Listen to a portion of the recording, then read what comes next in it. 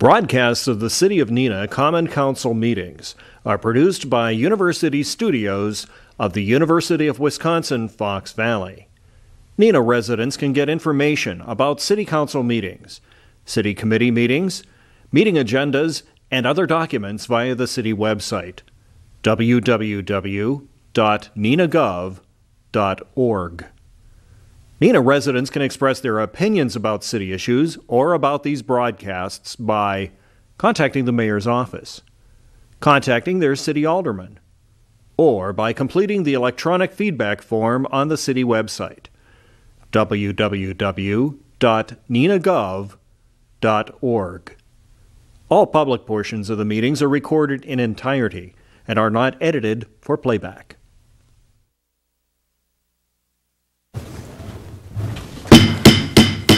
I'd like to call the meeting to order of the Neenah Common Council for Wednesday, May 2nd, 2018. I'd like to welcome everyone here. It's a beautiful day and night. We went right from winter right into summer, hopefully. So thanks for coming. The first item of business will be the roll call. Members will answer the clerk as your name was called and sign in on the roll call machine, please. Alderman Boyette. Here. Bates. Here. Hillstrom. Here. Lendrum. Here. Erickson. Here. Lang. Here. Steele. Coons. Stevenson. Here.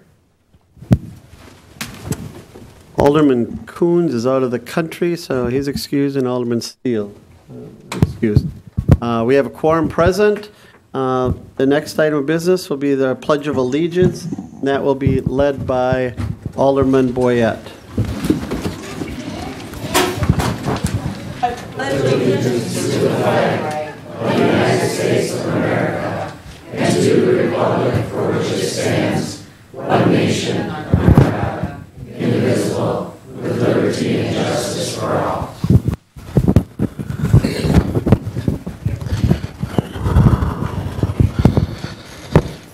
All right.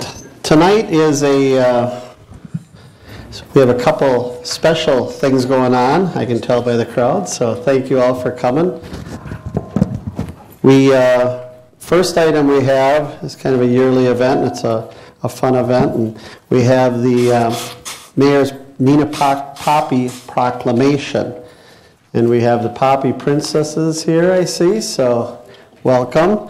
So I will... And it's so important, you know, joining us tonight we have post 33 of the Neenah American Legion. So we welcome you folks for coming and thank you for your service to the country. And they work hard. They'll be out selling a lot of poppies. When does it start, Gene? The sale? 17th and 18th, I believe. Yes. 17th and 18th of May. Okay, 17th and 18th of May. Make sure you drop some coins or dollar bills in the can and get your poppy, and they do a lot of good work. So I'm going to come down there. I'm going to read the proclamation. I'm going to sign the proclamation and have the two Poppy Princesses join me at the table here, and we'll take care of this and get this out of the way first. So thank you. Be right there.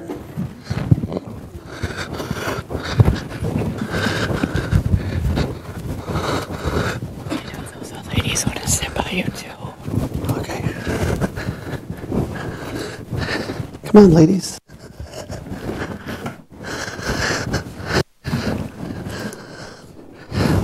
Uh-oh. All right. Come on up, and so Derek can get a picture and everything. So as the mayor, I do hereby proclaim it Neenah Poppy Proclamation. Whereas America is the land of freedom, preserved and protected willingly and freely by citizen soldiers, and whereas millions who have answered the call to arms have died on the field of battle, whereas a nation at peace must be reminded of the price of war and the debt owed to those who have died in war. Whereas the red poppy has been designated as a symbol of sacrifice of lives in all ways, and whereas the American Legion Auxiliary has pledged to remind America annually of this debt through the distribution of the memorial flowers. Now, therefore, I, Dean Coffert, Mayor of the City of Neenah, do hereby proclaim this month of May 2018, and specifically May 17th and 18th, as Poppy Days, and ask that all of our citizens pay tribute to those who have made the ultimate sacrifice in the name of freedom by wearing the memorial poppy on this day. Signed with the official seal of the City of Neenah, Winnebago County, State of Wisconsin, the 2nd day of May 2018. So I will sign it.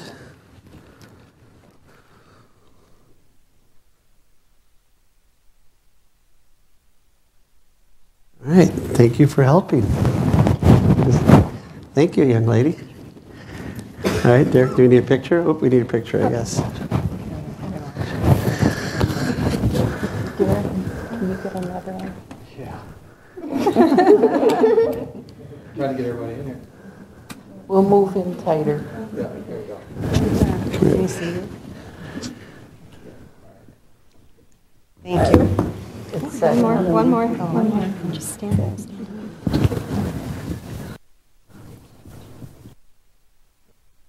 Thank you. Thank you very much.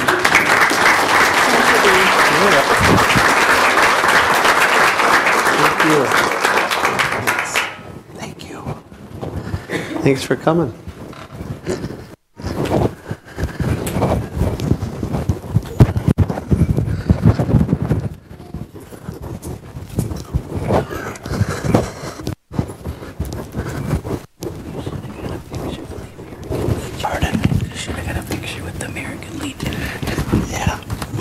We will. Yeah, that's a good point. All right. Next on the agenda is a presentation of some employee recognition awards. Our employees are the backbone of this organization, and we have quite a team here. We have approximately 260 full-time employees that are really hardworking, dedicated, outstanding civil servants, and do a great job for the citizens of this community. Here's a perfect example. It wasn't set up either, so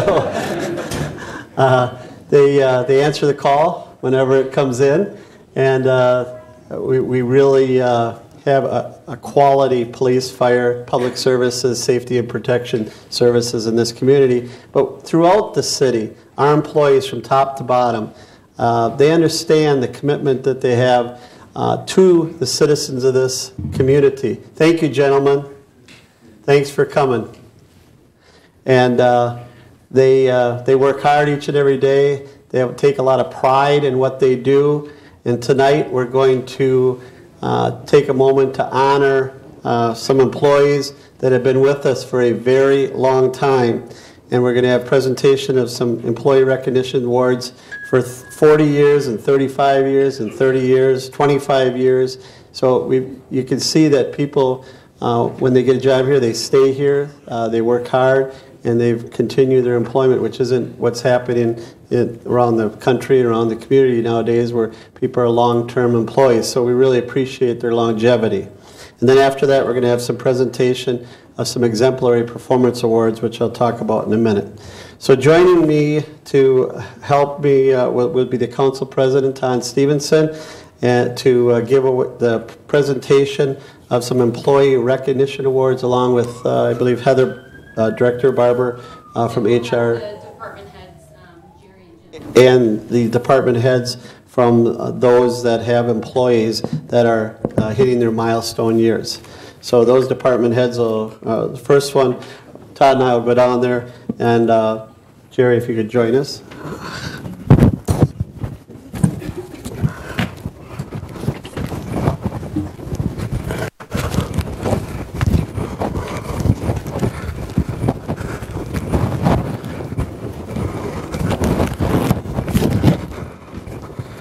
So Jerry, I'd like to introduce Jerry Kaiser, our Director of Public Works. You'd be on camera. And Jerry, you'll have to use the microphone. So, speaking. Oh no, we're not going to. I'm sorry, got it wrong. So the first person that we would like to thank for her years of service, and we're going to start with 25 years, and we have a lot of people who are unable to attend tonight. But we have 3 25-year recipients that are here tonight. And the first person that we'd like to say thank you to and honor, give her a 25-year certificate, is Judy Larson. Judy works in the Public Works Department.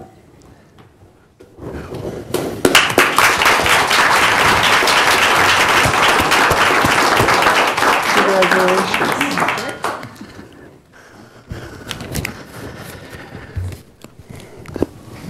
Another person that works for us in the Public Works Department that's been here for 25 years and is actually retiring very soon is Darla Shear. Sure, said that wrong, just like I said I was going to. Darla, congratulations. Congratulations. Just a couple hours ago, she was in a lime green safety vest and said she was going home to get ready. So thank you very much, you two. Another 25-year person who I get the pleasure to work more directly with in our office with City Attorney Godleski in the Department of the Mayor's Office and the Legal Department. Our city clerk for 25 years, been with the City of Neenah, Patty Stern. Patty?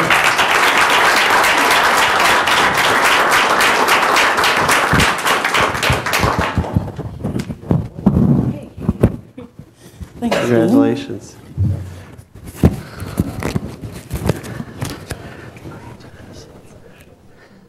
Then a young man who must have started, I talked to him out there and I said, were you 15 when you started? So, but he's been with us for 30 years in the Public Works Department, doing snowplow, doing garbage, doing street repairs, doing everything that our street department does. Jeff Strohmeyer, 30 years.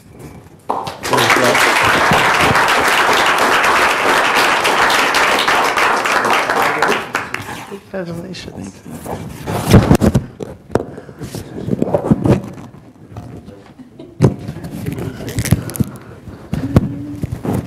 We'd like to once again say congratulations to all these 4, and along with those 4, people who are unable to attend today were Keith Dashlet, Dan Schultz, Mark Fahrenkrug, Dan Rabideau, Marcia Anderson, Thomas Bloom, Terry Thompson, Rick Freese, and Amy Books. So those are all people who hit a milestone tonight, and we'd like to say congratulations to all those employees.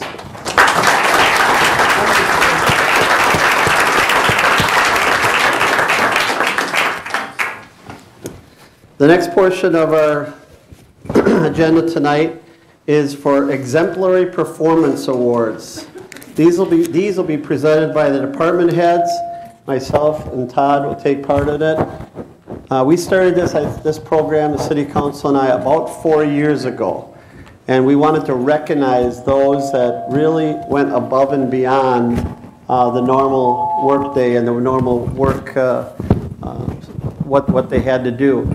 And it isn't, it's for many things. It can be for having a really good year, doing something that is out of the ordinary, filling in while another employee is on maternity leave or something, where they step up to the plate and they really do a lot of extra things for the City of Neenah. So we asked department heads to look at employees within their department, and they can nominate people along with co-workers can nominate folks for this also. So it's really a good way to recognize people who really have went above and beyond and have done really special things and good, exemplary job for the city, for their department.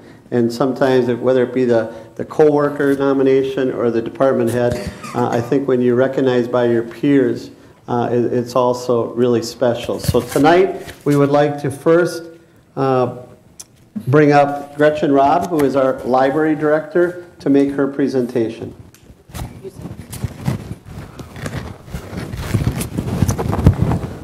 I nominated Jonna Donato, the library's administrative assistant, for the Exemplary Performance Award.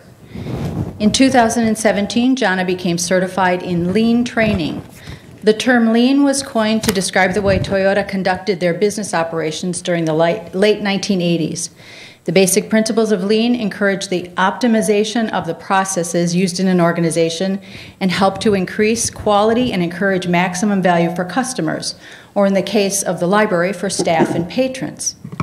Lean helps to reduce unwanted and unneeded activities and promotes continuous process improvement, probably more than everyone wanted to know. Jonna expressed an aptitude and interest in the training and was invited to attend classes at Fox Valley Technical College to become Lean certified for the city of Neenah. Lean certification requires 5 weeks of classes, which is 40 hours of class time, and the completion of a project. Jonna is now one of 12 of the city's Process Improvement Team Steering Committee, called the Senior Process Improvement Team, which is affectionately known as SPIT. Jonna is also the library's process improvement liaison with the city and oversees the various process improvement projects done within the library. Over the past year, Jonna has been instrumental in the following lean projects: a completely revised expense reimbursement form for city staff, the revision of a new hire procedure at the library, streamlining cash management procedures, management and coordination of bookings for the library's large meeting room, streamlining the purchase of refreshments for library programs, and a couple of Jonna's current projects include looking into the possibility of a cash register system for use at the service desks and the replacement of our postage meter for more efficient mailings. And although not exclusive to 2017, Jonna is extremely level-headed, thoughtful, intelligent, hardworking, organized, and supportive. We are so fortunate, I'm so fortunate, to count Jonna as a colleague and a friend. She is very deserving of this award.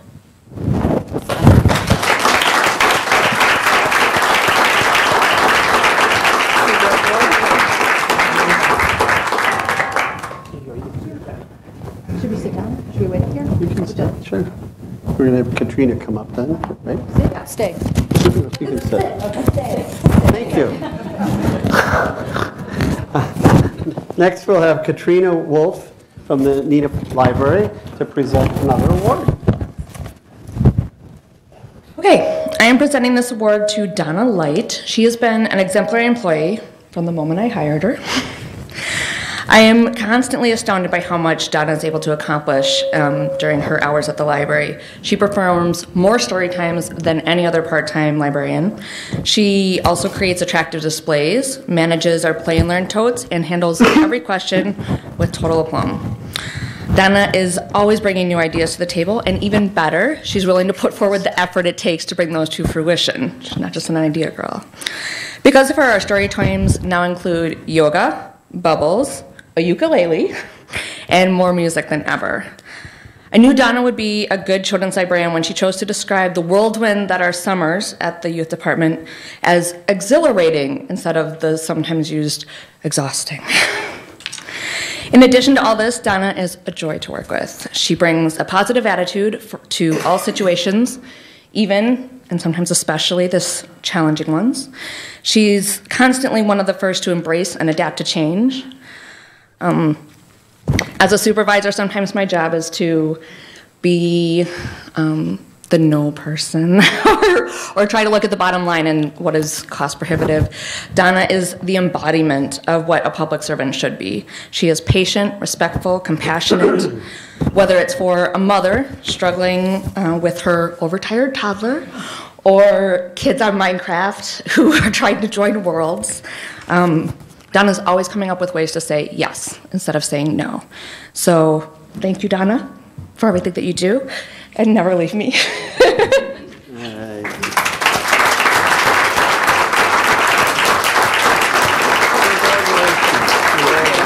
Nice job.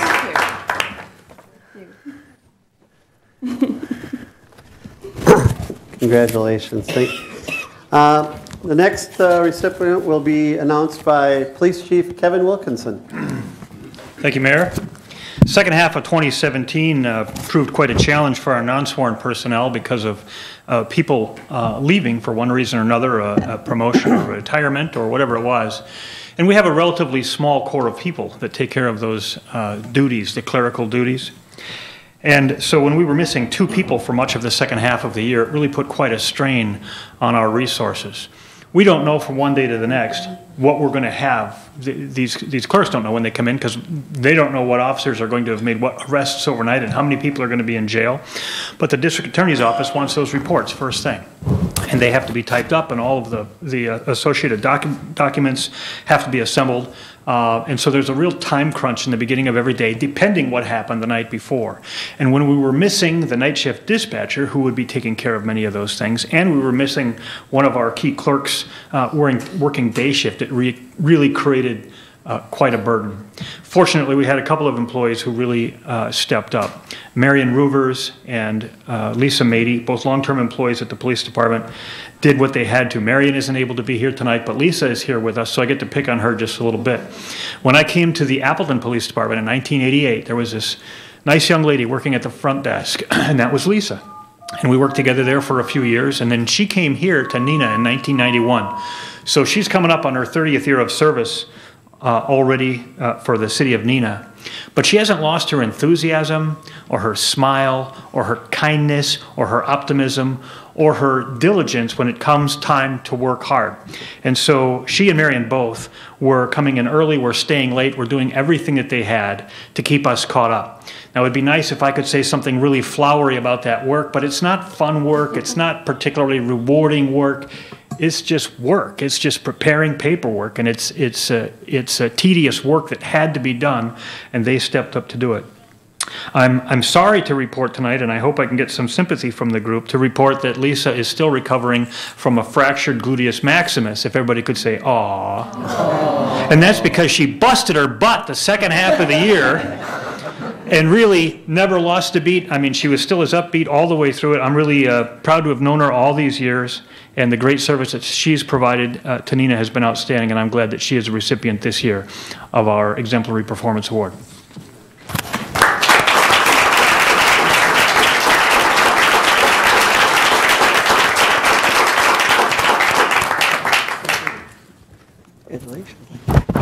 Congratulations. Good job. Thank you very much, Chief.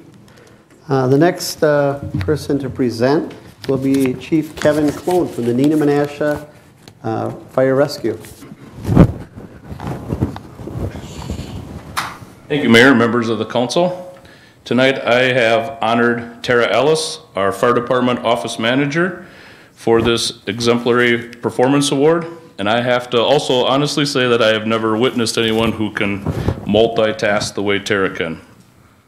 After beginning the process of our employee performance reviews, it kind of made me sit back in awe of how much Tara actually does for our fire department. I'm just going to give you a quick list of some of the things that she's accomplished just over the past year. Tara is also part of our process improvement team for the city. She has begun improvement for travel reimbursement. She is part of the team. She has improved some of helped us with our cancer prevention on our safety committee. She's coordinated our hands-only CPR throughout the cities, both Neenah and Menasha, with Gold Cross Ambulance. She's worked with Deputy Chief Voss in supply ordering process that has not only saved us money, but also made us become more efficient at ordering supplies. She's created public education boards with her thoughts and ideas for events that we do throughout the cities for our communities. She's also helped compile our annual report. She has developed a process to compile historic budget data so that when the budget season starts, it takes less time for our admin staff to go through the process. She's worked out with our vendors to set up easier payment processes, and she's worked with Alyssa and HR to develop processes to record our evaluations of our new training of our new firefighters. And more so upon that, she has been instrumental in developing our new training manual for our new firefighters. A couple years ago, it started off about 1 inch thick 3-ring binder, and it has now not only become a training tool, but a workout method for the new fighters, because now it's about 5 inches thick.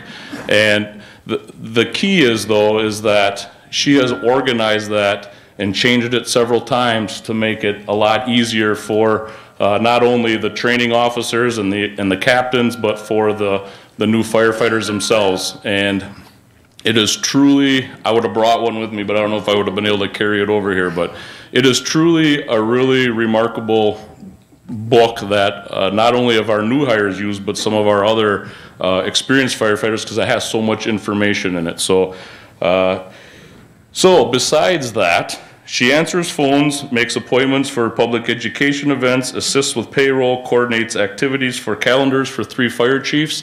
And if you can imagine when you were all parents and you had kids saying, "Mom, Mom, Mom," she's got 3 other fire stations of firefighters calling her and asking her questions all day long. So I am very pleased and proud to announce our office manager, Tara Ellis, for this award.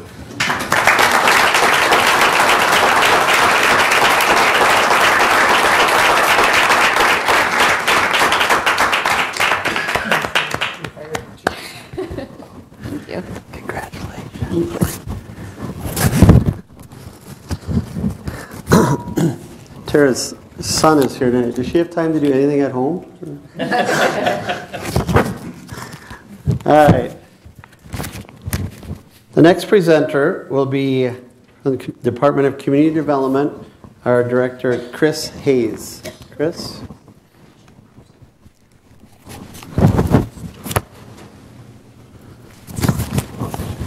Which department is mine?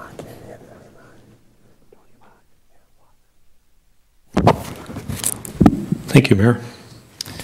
Tonight I'd like to recognize Deputy Director Brad Schmidt. He's the Deputy Director of Community Development and Assessment. He has spent a good share of the past 2 years encapsulating the City of Neenah's hopes, dreams, and wishes into a single document, aka the city's comprehensive plan. This monumental effort included numerous evening meetings in all corners of the city, at least one pretty hot 4th of July in Riverside Park, and countless other meetings that extended well into the evening and certainly beyond the typical business day, all for the purpose of giving the community the opportunity to contribute their vision for the future of our city. For this effort and for Brad's dedication to the preparation of the document that should serve as our administration, our staff, and our elected officials' manual for the future growth and development of the city, I would like to recognize Deputy Director Brad Schmidt with his Exemplary Performance Award.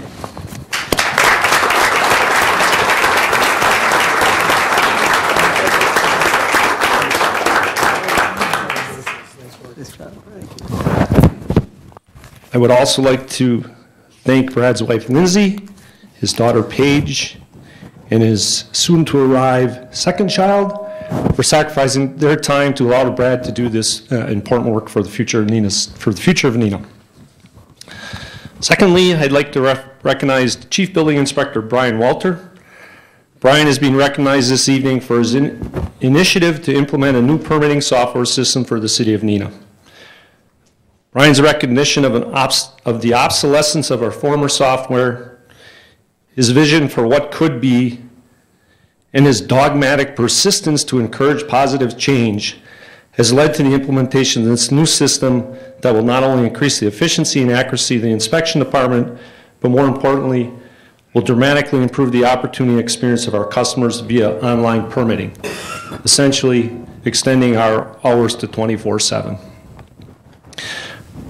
Brian, in recognizing the power of this new system, has expanded the benefactors of the software beyond just building inspection to include our code enforcement efforts, the issuance of street permits, and special events permitting as well. Those functions all outside of our department. Soon, planning and zoning will be added to the list of those benefiting from Brian's vision of our improved system. For his initiative and for his vision, I'd like to recognize Chief Building Inspector Brian Walter with this Exemplary Performance Award.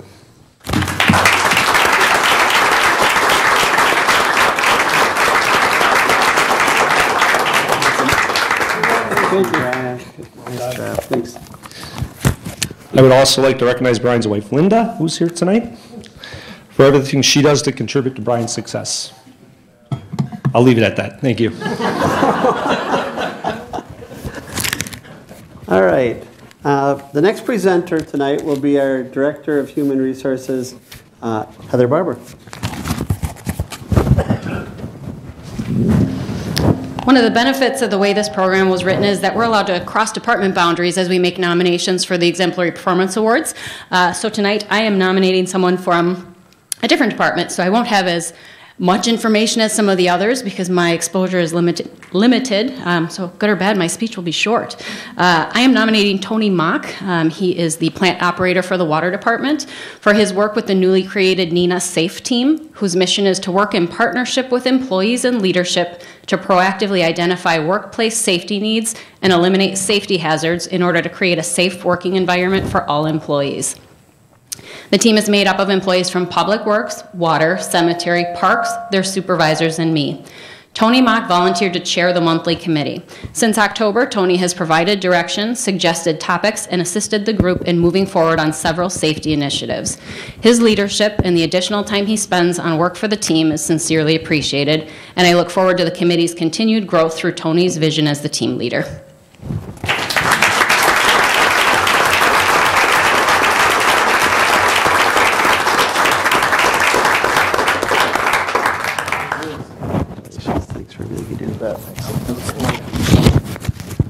And then I just have, I will announce those that can't be here. The chief already mentioned Marion Ruvers was unable to attend. Kurt Swedberg from the water department was also unable to attend.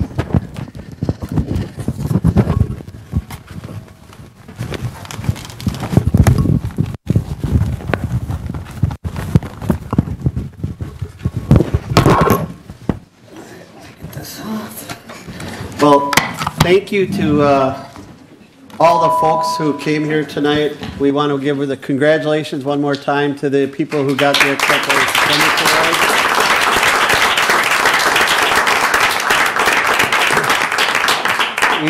awards. We are very proud of the employees that received the awards tonight, and the family should be too. So thanks for coming. Grab a cookie on the way out.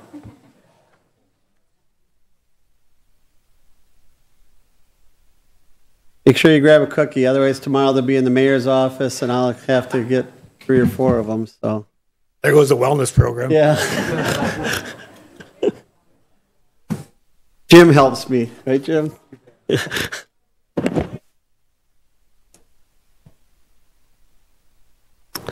All right. You're okay, I think, or you can if you'd like, but if you got to reach up on top. Can't reach. They should be okay. There's no way she can reach. You can't do it. The doors are too tall. Yeah, we made the doors too tall, Heather, is what I'm saying. All right, I'm going to stop there. Item number, right, Jim? That's right. I'm getting advice from my attorney, Heather. Item number 2 is introduction and confirmation of some mayor's appointments. Item number 8, Mayor Crawford, I will announce my reappointment of Mark Keating to the Neenah Menasha Joint Fire Commission for a 3-year term to expire May 2021. No motion is required on that. Item number 3 is approval of the council proceedings of March 7, 2018 regular session and April 17, 2018 organizational meeting. Is there a motion? Second. There's a motion by Alderman Lundrum, seconded by Alderman Bates. Is there any discussion, corrections, additions, comments? Seeing none, all in favor will vote aye. All opposed will vote no using the roll call machine.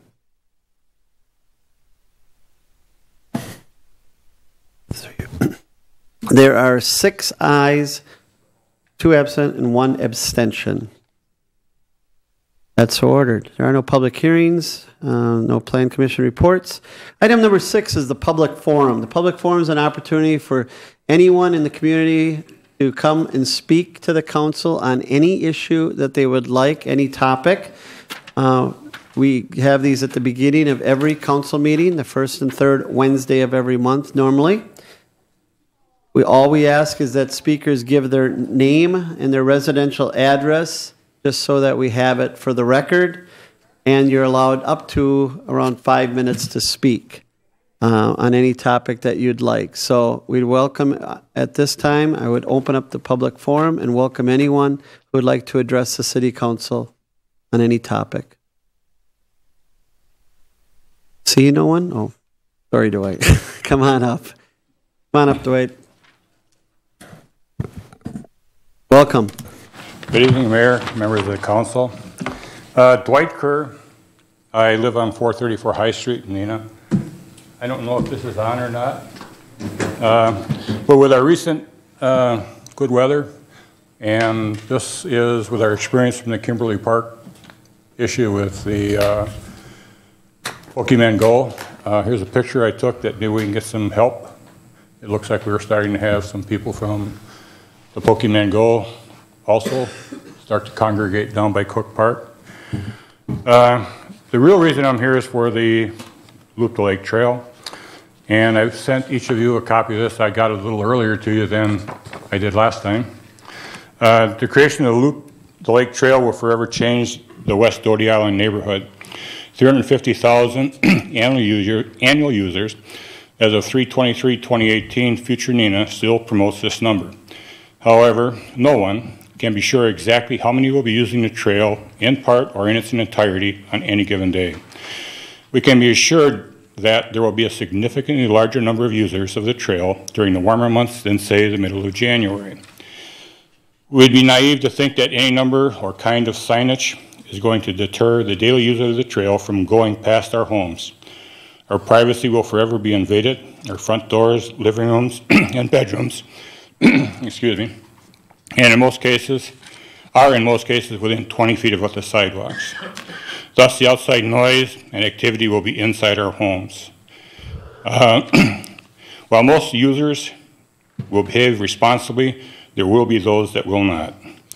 We will have litter left behind, not by the responsible user, but by the irresponsible transit user who knows this is not his neighborhood and it won't impact him. We will have dog owners using the trail, and again, most will be responsible and pick up after their pets. The response to these issues has been that the police should be called. Many items that are of concern to the residents would be considered low priority, non-emergency issues.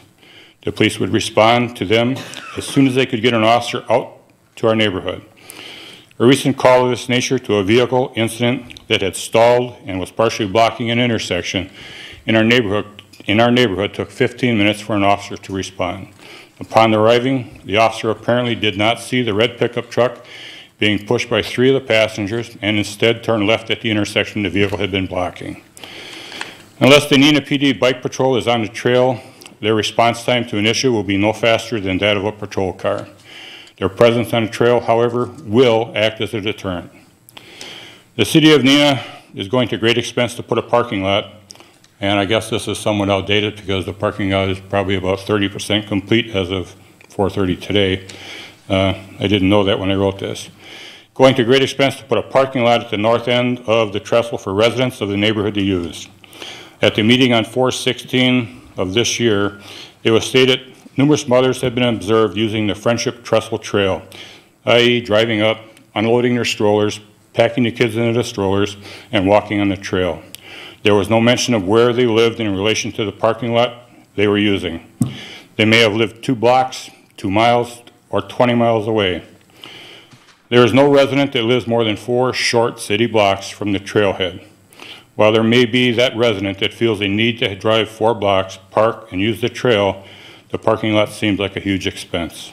The cost of a parking lot could probably be better utilized for creating a privacy barrier for the resident just to the west of the trailhead, and/or landscaping to create a backdrop for the proposed acre of art display at the West North Water Street location, or to beautify other areas on the trail on Doty Island.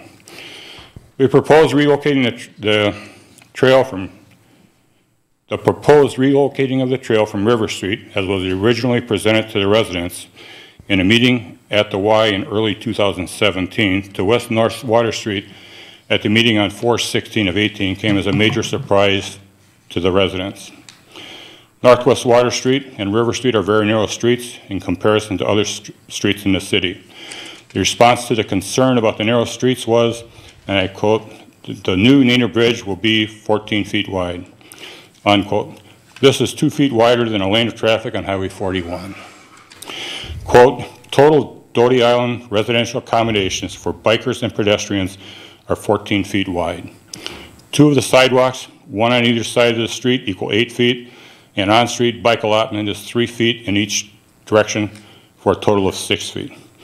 Given that public streets and sidewalks are meant to be used by individuals, that adequate facilities exist, we, the city, do not anticipate a congestion problem," unquote. West North Water Street, and this is an approximate measurement, is 332 inches wide, gutter to gutter. It's 27.66 feet, minus 6 feet for bike lanes. That leaves 21.6 feet. With no on-street parking allowance, this leaves a 10 3/4 foot lane in each direction. A single wide garage door is 7 feet wide, so allowing 7 feet on each side of the street for parking seems reasonable. 14 feet from 21.6 feet leaves one 7.6 foot lane for traffic. While this may seem like an extreme example, it will happen at different times. The charity and community events that will want to use the Loop to Lake Trail will be numerous. The city of Neenah, Menasha, and the village of Fox Crossings have invested and raised somewhere, I had made an estimate of $20 to $40 million. That's probably closer to $20 million. Dwight, you're up to about 7 minutes, so if I can just ask you to summarize it. If you'd like, you can give us your testimony, and I'll make sure all the council members get a copy of it, but go ahead and finish up. But I just want to... I will. Thank you. I'll summarize it. To summarize what we believe to be in the best interest of the neighborhood community, we would like to suggest routing the trail through the neighborhood on River Street and using the funds saved from not installing a parking lot at the West North Water Street trailhead to install an adequate privacy barriers to the west of the trailhead. If any funds are left, use them to beautify other areas along River Street. I'd like to ask the members of the council to each come out and walk both those routes and form an opinion as to which route you feel would be the safest route before we finalize it. Thank you for your time. Thank you very much. You're taking the time to give us your viewpoints. Who else would like to address the council? Come on up, sir. Good evening, Mayor. Council members, my name is Craig Lynn. I live at 446 West North Water Street. I think about 4 years ago, I was before this very council, and I was with my neighbors looking at some property that was owned by the city. Then we went on a joint venture and bought that property and decided we would upgrade and try to make our little neighborhood in Dogtown maybe a little bit nicer and add a garage and make it a respectable place. And after that time and money invested, I've got to stand here today and say that I regret that decision. Hindsight's nice. Had I known that this trail was coming through, I probably would have made a different choice. And I spent 28 years in the Army, a choice that I made, a career choice. I enjoyed it. I got pretty accustomed to having things crammed down my throat, generally without having the ability to speak my opinion on the matter. I just wasn't quite sure that that would continue on into my life after the military.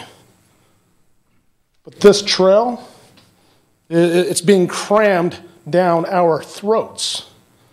And I know as I stand here, it's going to happen. The trail's going to come through. We can sit here, we can whine about it, and it's coming through because we're from Dogtown and people want to connect a loop. It's a big thing to connect that loop.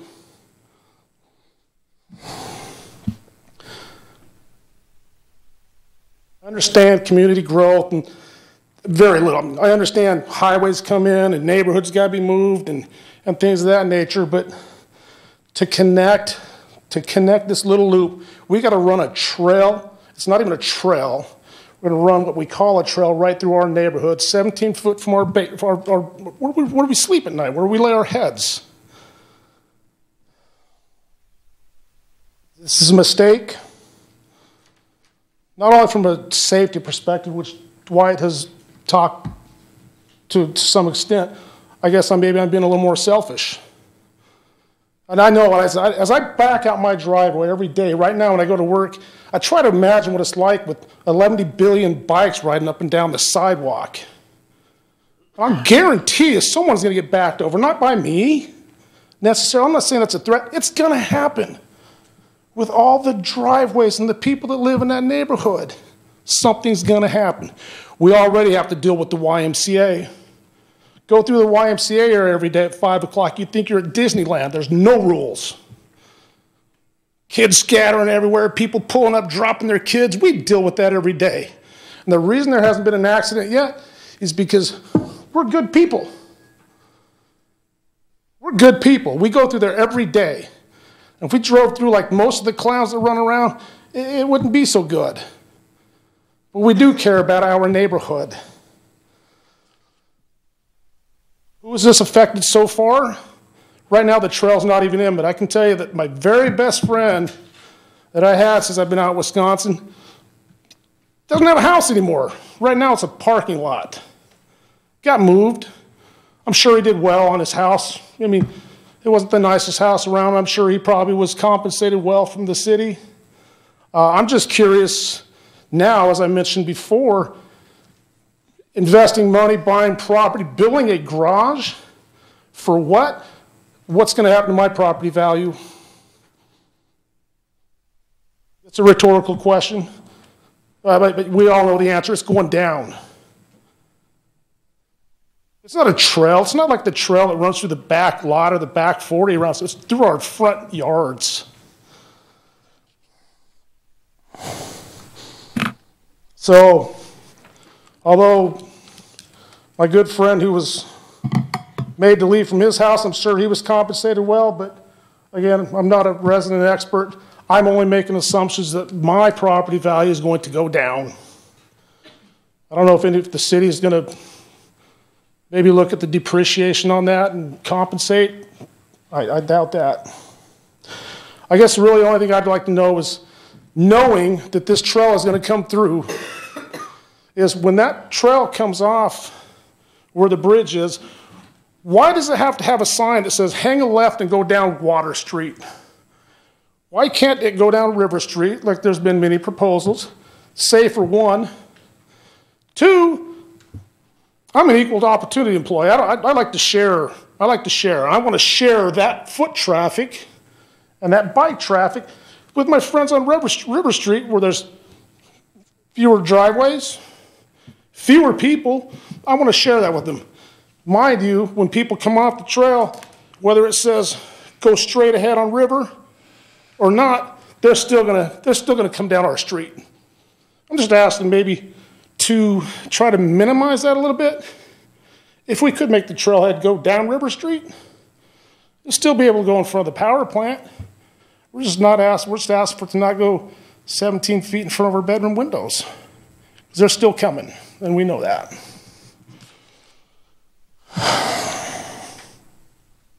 I appreciate your time.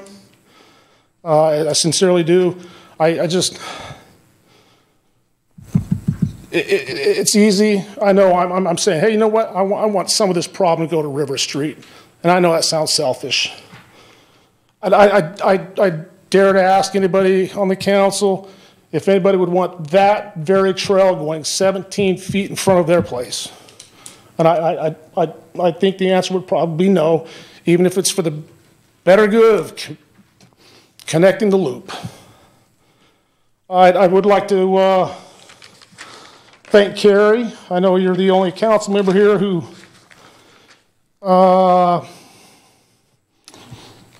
recognized the charm and the character and the effort that's gone into the community that we live in. You know, it's Dogtown, but we've tried to make that place nice and livable. And so thank you for looking out for us. And Mayor, thank you again for your time. Yep. Council members, thank you. Thank you very much for your testimony. Welcome. Come on up. I'm going to make this short. My name is Debbie Hoffetsberger. We live at 426. We are directly across from the park. So as you see where the cars are, we learned when our kids were little, many, many years ago, 30 years ago, we back in our driveway so that we can drive out and see. My biggest concern is the parking right there with the blind intersection. And it's not going to be us or our neighbors that are going to hit somebody. It's going to be the YMCA that uses the park all summer long and like after school programs. Those parents drop kids off at different times during the day, afternoon. That's when something is going to happen. And that's our biggest concern.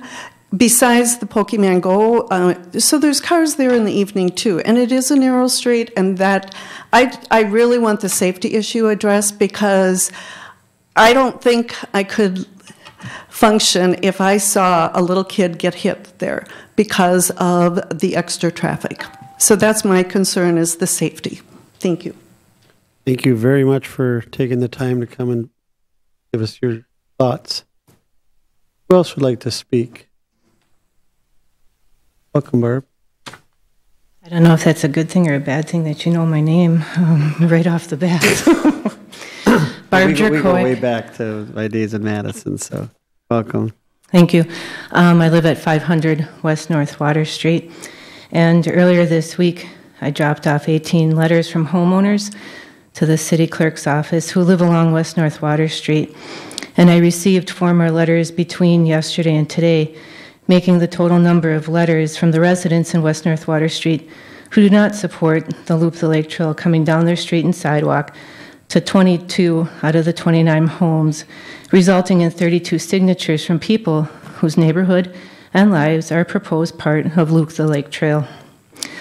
A few things I'd like to mention in conjunction with the proposed route coming down West North Water Street and the sidewalks in front of our residences. There's 3 communities, the city of Neenah, Fox Crossing, and the city of Menasha, who could schedule events to use Loop the Lake Trail. Having just 1 event each scheduled from the city of Neenah, Menasha, and Fox Crossing in the months of June, July, and August will mean the residents of West North Water Street will have the noise, the litter, and the inconvenience of traffic and people 3 out of the 4 weekends of the summer months. That's not how we plan to spend our summer in our homes. With only 2 events a month still disrupting our lives, that means half the time.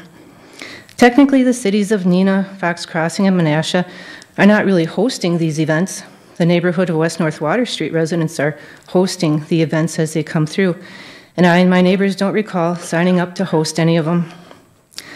If our sidewalk is part of the trail, the city of Neenah should maintain that city trail, not the residents. Living where we do, again, we don't recall any fine print mandating that as residents we become an unpaid custodian of the city trail. Has the city conducted an impact study on this new proposed route? And if you have, I'd like you to share the details and the results of that study. And I'm confident I have that answer for you. The answer is no. It would cost money and it would take some time. West North Water Street's an older neighborhood with middle to low income families. Trails can and should be a good thing for those who would like to have access to use them. Trails through the front yards of neighborhood homes will adversely impact the quality of life for those who live on the trail. Most of the information and data out there is from studies done on properties located adjacent to a trail, and it may be easier to sell, and there isn't a negative impact on the property values. Homes located with a trail running through the property are more difficult to sell, especially in the season when you have to wade your way through the cars and people in front of your home, while the prospective buyers attempt to look around, and that's if the prospective buyers get out of their cars after they see the amount of humanity located on and near the property for sale. Planners of a neighborhood trail or green space should take care to install positive feelings among affected residents toward a proposed greenway by involving them in the planning process, educating them on the benefits of the greenway, presenting data that refutes their fears, perceived problems, and calming their greatest fears of crime and crime prevention efforts. At this point in time, the city has neglected to do any of the above, including the poorly communicated letter to residents for the April 16th meeting, by wording it and other pertinent information No one has been able to provide proof of benefit of this greenway running through our property, nor has anyone addressed the fear of negative behavior such as littering or crime with any data or statistics. Responses have always been framed as, we don't think, we believe, we haven't heard. Sorry, those phrases just aren't convincing. Reducing the number of occurrences of the most commonly reported problems will require adapting greenways to specific circumstances. For example, noise and loss of privacy problems may be ameliorated by increased buffers throughout the greenways and home. And let me read that to you once again. Noise and loss of privacy problems may be ameliorated by increased buffers between the greenway and the home. How are you going to do that when your trail is about 17 feet from my front porch, the living room, and our bedroom? Along the same point, the city's preparing for the area for the trail's development, while open wood rail fences may more clearly signify property lines and reduce trespassing. Well, what does the city plan to do to more clearly signify property lines? There hasn't been any communication from the city about some types of defining markers for trail users so they don't trespass and encroach on residents' private property. The people this proposed route will be impacted by the most. Some questions that I have that need answers to are the following. Will the events be using the sidewalks or the street, or both, for their completion? How long will we be locked in our homes or locked out of our homes while the city is hosting the event in our neighborhood since we live on the island? With the width of our street and the width of our sidewalks, they don't meet many current requirements. Many marathons require slower participants to use the side route or area of the road. In our case, does that mean our sidewalk? Are family members and fans allowed to set up their tarp, their blanket, their lawn chair in our front yards or sidewalks to wait for their runner to come by and to cheer them on? Are people going to be allowed to accompany the runners or bicyclists or any other type of vehicle to run alongside them? Who's going to pick up the garbage left behind that's like a comet trail through our neighborhood after drinks are taken or other items are cast off? Will the trail be running down our sidewalks and roads be handicap accessible? Due to the size and shape of our road, what precautions is the city taking to mitigate the following reduction in sightlines? Parked cars, number of cars backing out of driveways, 28 driveways. Utility poles and curves in the road. Due to the location of most of our homes as we back out, the back end of our vehicles are almost on the sidewalk before we have a clear side-to-side view of either foot or vehicle traffic. How will the city like to handle the trespassing by event observers if observers use our front or side yards during an event, and that's considered trespassing? A few definitions that I found out there.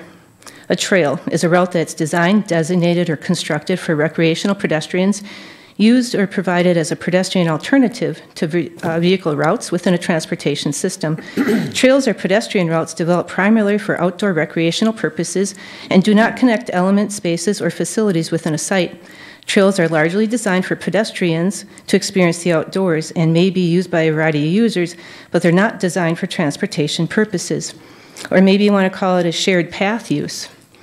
Barb, you're up to about 7 minutes, so I'm just going to ask that you... Dean, I teach, and I got sidewalks. I'm going to really wrap it up here. Designed for pedestrians and are not designed for bicycles or other recreational purposes. And a few things I found out about this week. We had a real estate agent stop by our house. She said the value of our home will be negatively impacted, the close proximity, the numbers of potential users. She's not exactly sure how that's going to factor in. We have to let it run for approximately a year. She will revisit our house and then let us know to what extent will that impact the value of our home. The city has said that they have recreational immunity on any trail use. We do not have recreational immunity on our front sidewalk and our homeowners, so I've encouraged my neighbors to contact their homeowners to find out what type of liability insurance they have. A few things that I would just come to and that we really could and should expect from our city officials. Reconsider the route due to safety and disability issues. A sidewalk is not a trail. A trail is marked and reminding patrons to stay off private property. Parking on one side of the street only. 2 sides leaves 1 drivable lane. Events using this part of the trail are limited to 1 per month. A special, specific, written plan to deal with the trespassing, the noise, the garbage, and the animal feces. And a barrier or privacy fence for the people at the trailhead who will be impacted the most. The residents of West North Water Street should not be marginalized we smell, see, and eventually will hear what you are standing, walking, running, driving, trampling, and pooping on.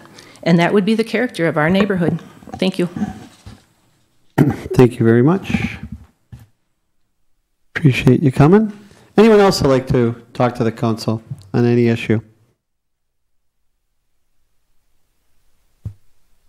Okay, last chance. Okay, I will close the public hearing then. After the public hearing, we have mayor council consideration of any public forum issues. Is there any council member who would like to address any of the topics that was brought up tonight? Alderman Bates. Thank you, Mayor. I have proposed that we mark both routes because sometimes the wind is blowing one direction or the other.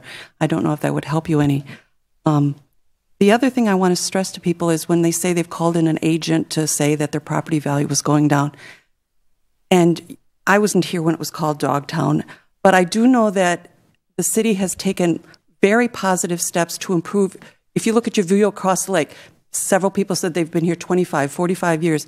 What you see across the river there is no longer Gladfeld.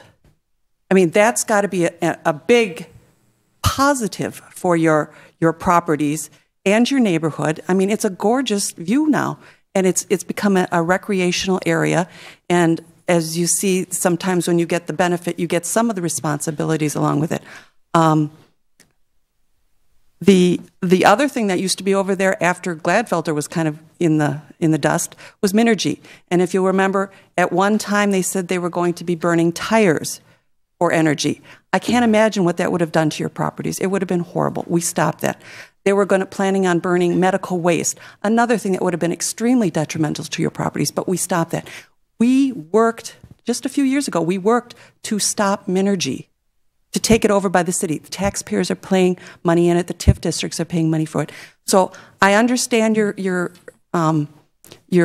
concerns, and I do want to stress that we need to look at safety issues, but I also want to make sure that you recognize that there are positive things that have come out of this whole recreational area. Thank you. Thank you. Anyone else have any comments or questions or?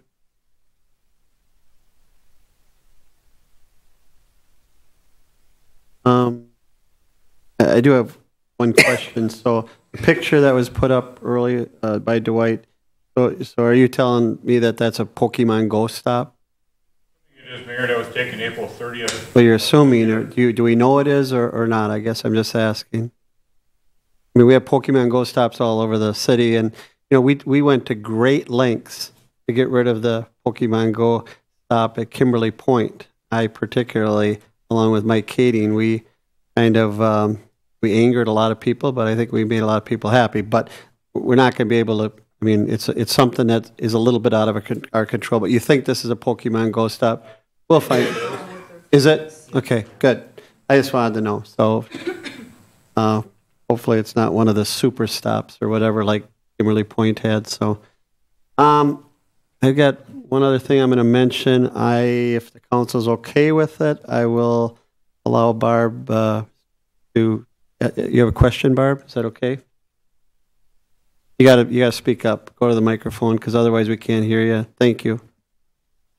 I just wanted to respond to Alderman Bates that if you also recall that we purchased our homes, and again, if you look at the age of our neighborhood, the vast majority of us have been there 20 or 25 years or more.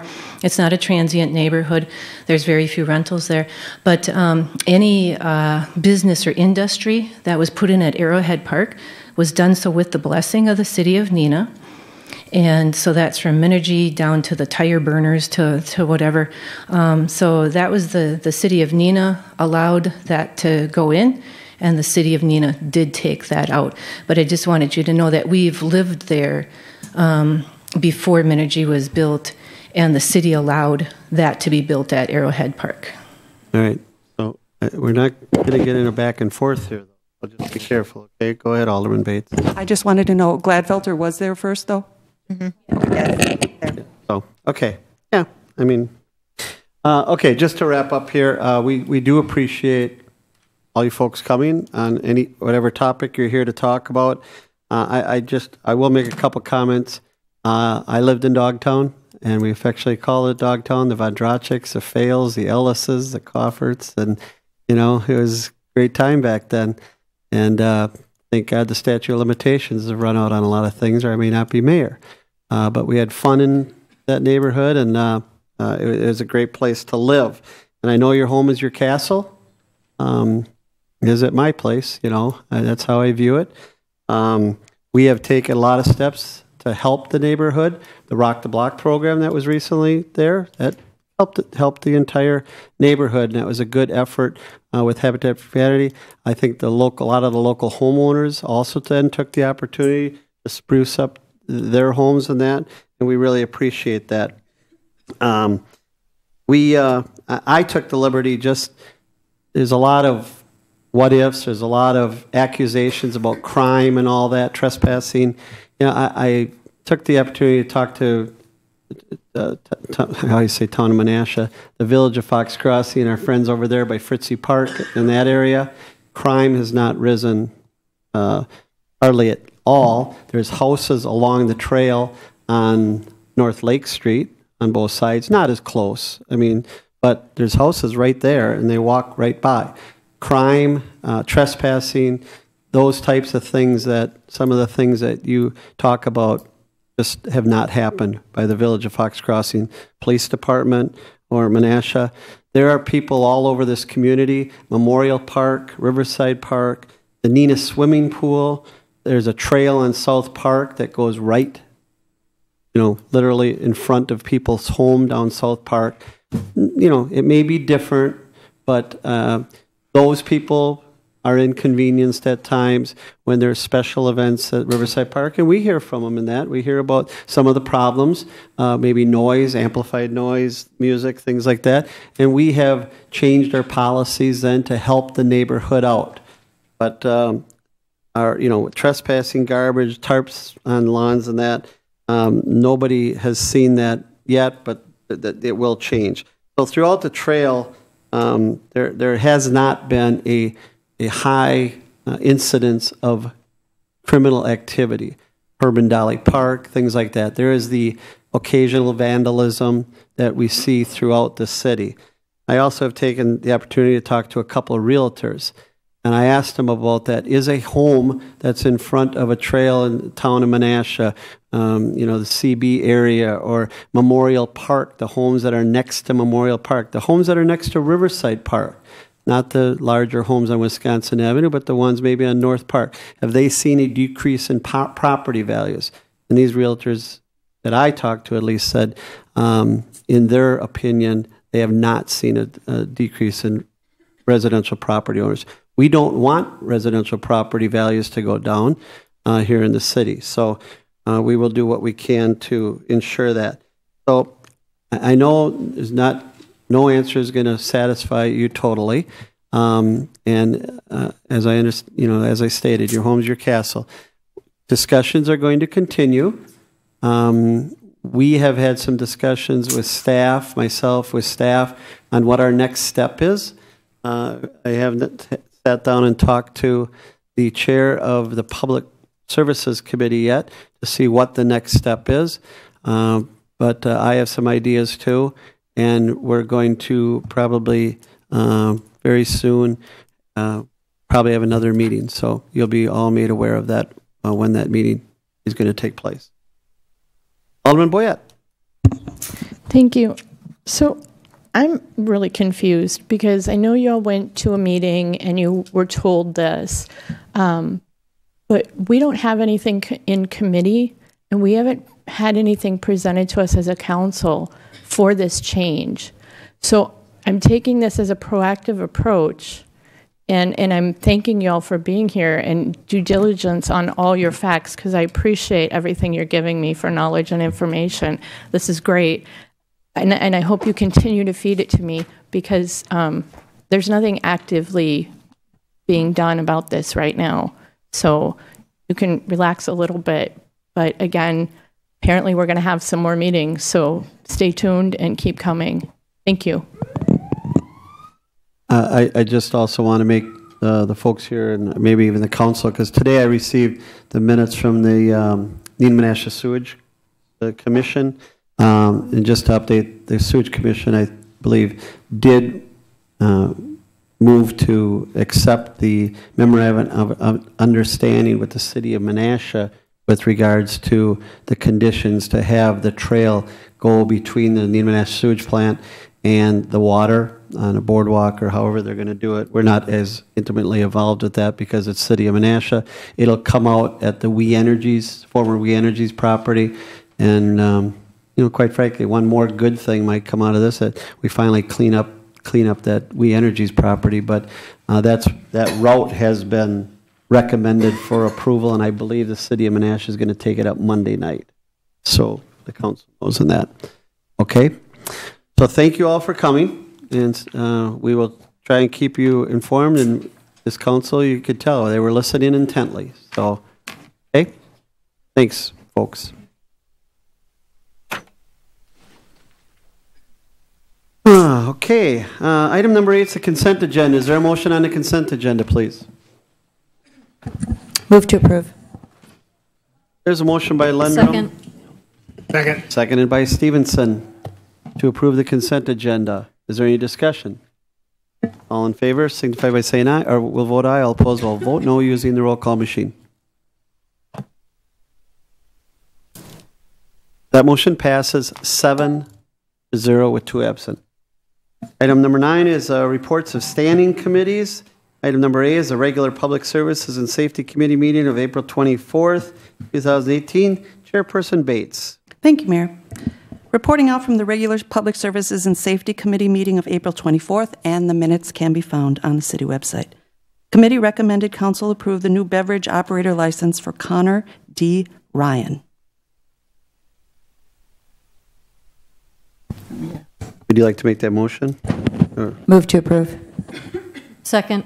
There's a motion and a second to approve the new beverage operator license application for Connor D. Ryan. Is there discussion? Seeing Alderman Bates. Thank you, Mayor. I'd like to make an amendment.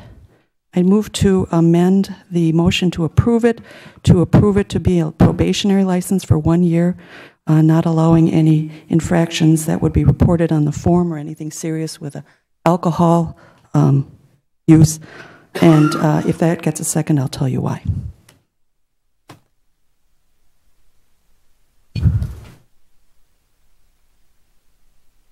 There's an amendment. I'll second. To the motion by Alderman Bates, seconded by Alderman Hillstrom. Discussion, Alderman Bates. Thank you, Mayor. The background on this is the reason it was denied the first time was because there was a question listed on the form that was said it was no certain convictions. One of them happened to be one that he did have. He told us that he had just forgotten and that there was no intentions of lying. What I'm proposing is the young man is 20 years old. He's had 2 infractions. Disorderly conduct. I understand one had to do with battery. I'm not sure of that, but that's what I heard. And I figure with a probationary license, this gives him the chance for a year to show that everything is good, and that if something were to go bad, that we can rectify the situation, pull the license, and not have to go through the formal proceeding of taking out a license or taking away a license. What I'm hoping for is that he shows that he's a responsible person. But the other issue that I had is when he said that he didn't check that box because he thought it had to do with driving, and but that was not his convictions. It specifically says disorderly conduct. It doesn't say disorderly conduct while in a car. And I want to make sure that someone who's got a bartender's license is looking at things carefully, whether it be a underage drinking license, whatever. And this gives you the opportunity to work, no problems there, but it also gives you the to show us that we can trust you, because having a bartender's license to me is a very important thing, because we're trusting you with doing things correctly. So I'm just recommending that we change it to a probationary license for the first year. Alderman Boyette. I have a question. How does a probationary license work? Would the employer accept that as a regular license, or would this hinder his opportunity of employment? It really depends on the employer. There's nothing in the law that would require them one way or the other. It's still putting a condition on the issuance of the license still allows the holder of the license to operate as a bartender and to make the sales. I think what Alderman Bates is suggesting is that the condition be placed on there that if there was any violation during the course of the year, that the city could then commence the revocation actions on the license, just based on those violations. Correct. I understand the reasoning. I'm just curious how this is going to affect the petitioner, if at all. If at all. There may be no effect. Thank you. Especially if he keeps his nose clean. Yeah, exactly.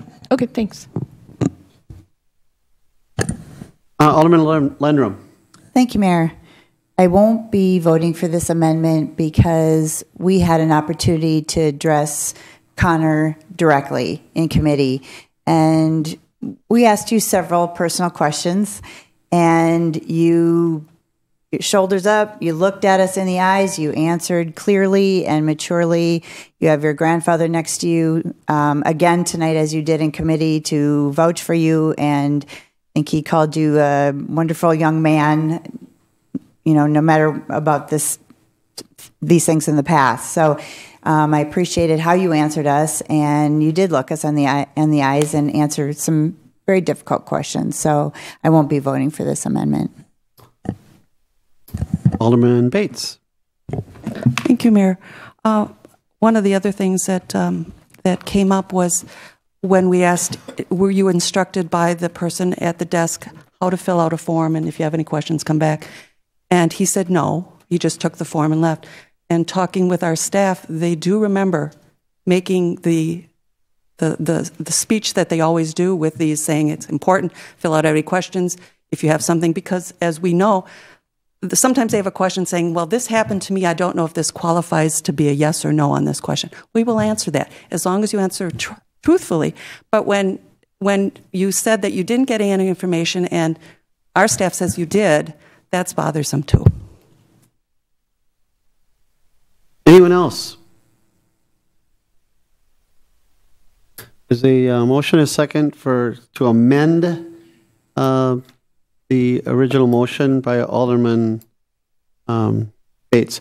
Can I just ask one question? Where you state any other infractions or any other violation?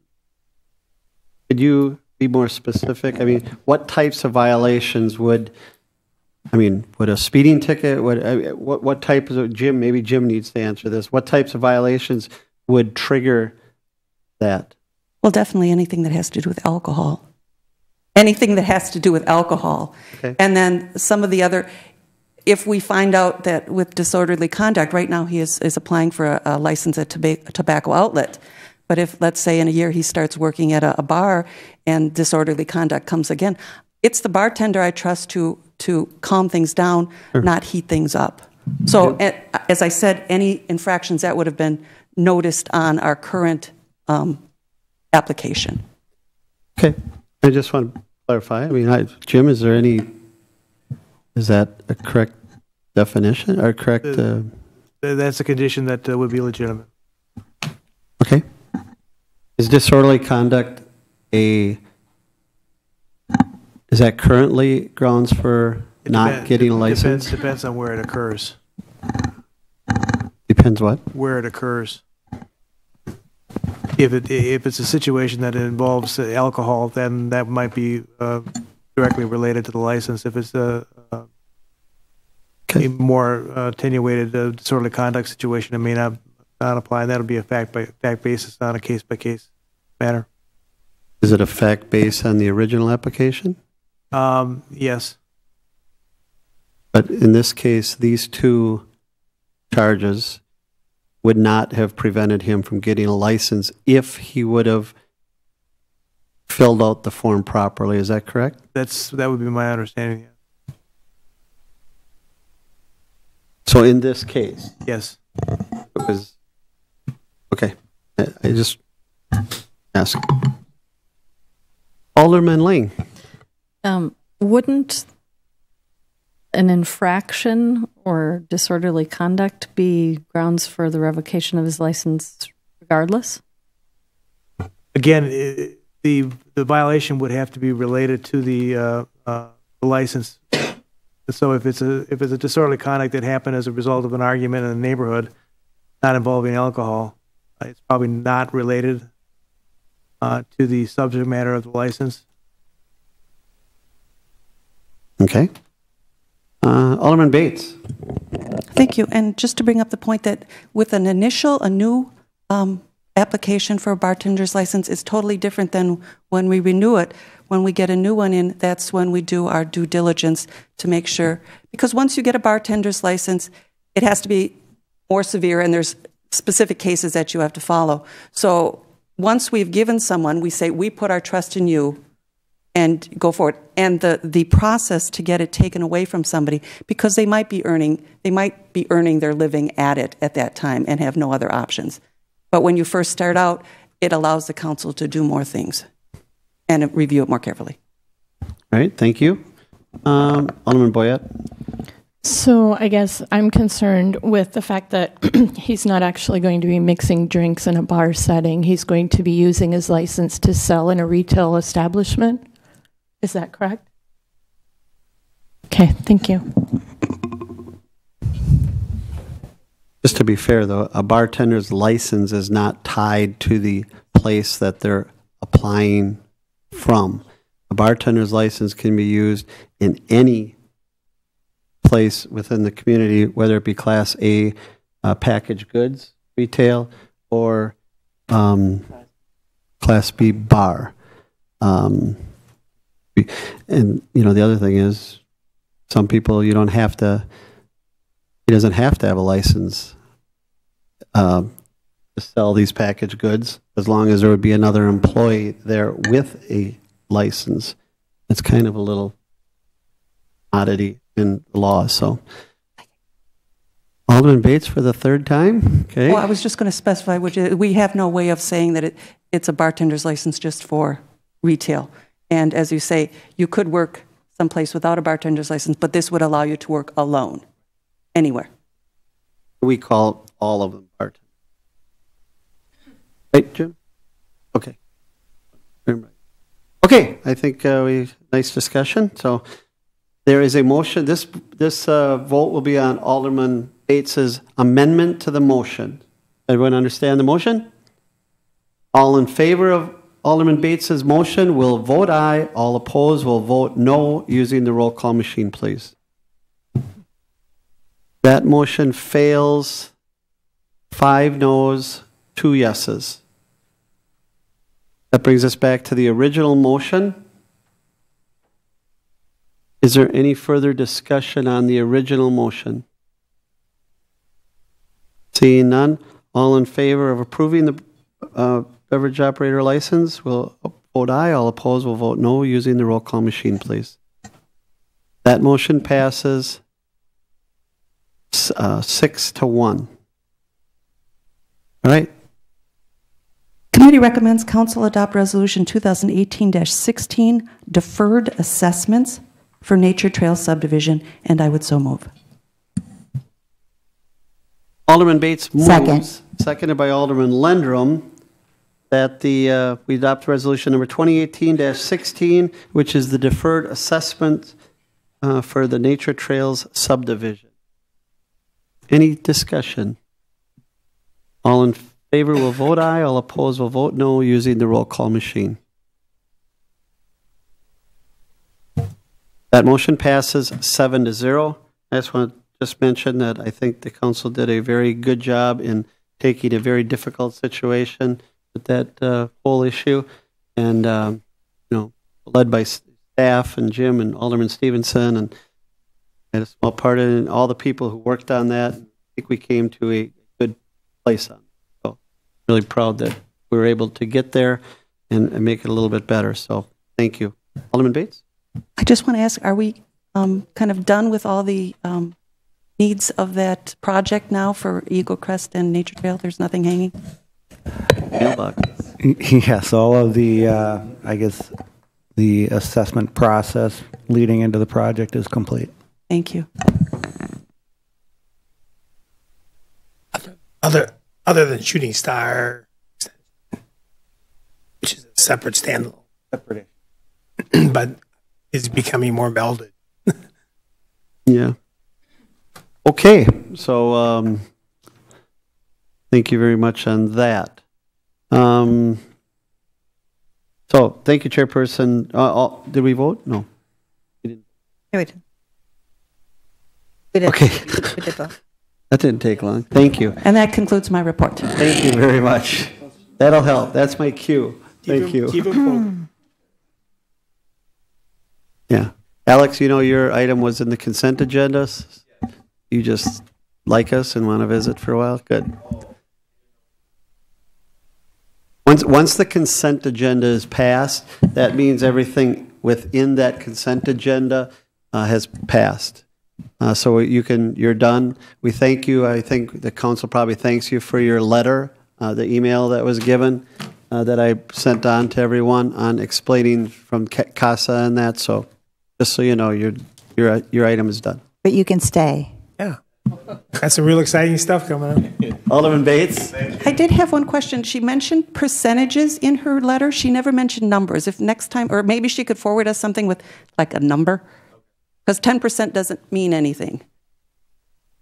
Thanks. Thank you. All right. Thank you. I just wanted to let you know. So, okay. Or Patty told me. So thanks, Patty. Item number B is a regular Finance and Personnel Committee meeting of April 23rd, 2018. This will be reported out by Chairperson Erickson. Thank you, Mayor.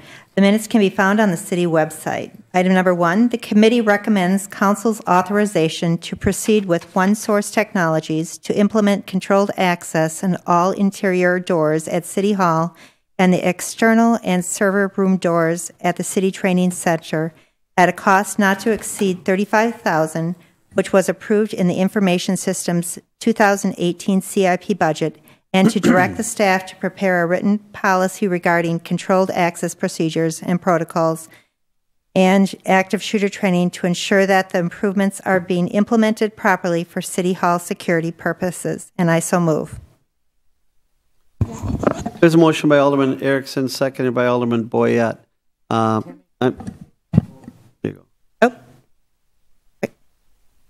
I talked to Joe today. There's a part of this motion with regard to staff preparing a policy. I'd like to just bring up Director Wenninger for a minute just to explain where we are at that. Okay, Joe? Thank you. Well, basically where we're at, I forwarded that operating procedure, policy operating procedure, whatever you want to refer to it as, with the off hours controlled access